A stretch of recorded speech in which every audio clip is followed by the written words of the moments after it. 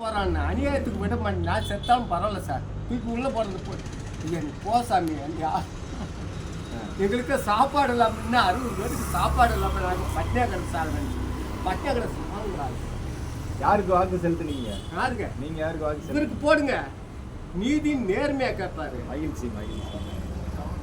அடுத்த தலைமுறைக்கான இதுதான் நம்ம அவரு தாங்க, அவர் தான் வேணுங்க. நல்ல மனுஷனை தேர்ந்தெடுங்க. எனக்கெல்லாம் அதாங்க.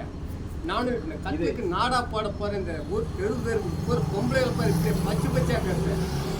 500 ரூபாய்க்கு 400 300க்கு 40 இடம் ஜெயித்தான். இன்னும் 500 ரூபா கொடுத்தா 234 தொகுதி நாங்கன்னு சொல்கிறான் சார். மு.க. ஸ்டாலின் மகன், அவனுக்கு கத்திரிக்காய்க்கு காலம் தாய் கூட தெரியாது. நான் படிக்காத வந்தேன், எனக்கு அரசியல் பற்றி எல்லாம் தெரியும். அனுபவம் இருக்கு இல்லைங்க? உங்க வயசு என்னங்க? எனக்கு 81ங்க.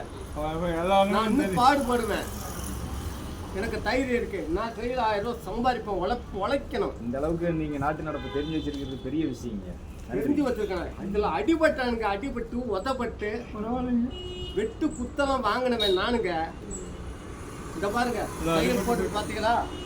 ஆமாங்க ஆமாங்க, அடிபட்டு போட்டு தலையில கஷ்டப்பட்டவனுங்க நானு. அதனால தான் உணர்ந்துதான் பேசுறேன். இந்த தேடியா போய் வந்தானா என்னங்க 90 ரூபாய் 80 ரூபா உளுந்த பருப்பு இன்னைக்கு 390 ரூபா. என்ன செய்ய? கடலை எண்ணெய் 30 ரூபா 20 ரூபா, இன்னைக்கு 160 ரூபா 1 லிட்டரு. விலைவாசி கம்மி பண்ணாங்கன்னா ஓட்டு போட்டு அடுத்த முறை வருவாங்க. என்ன இருக்குங்க? நான் சொல்றது தப்பு இல்ல, ஒவ்வொருத்தரும் எல்லாமே சரியானதான் பேசுறீங்க. நான் சொன்னது கரெக்டா இருக்குங்க. யாரு விசாரிச்சுங்க, எங்க போனா கோர்ட்டுக்கே போட்டு போடான்னு நான் நன்றிங்க, நன்றிங்க.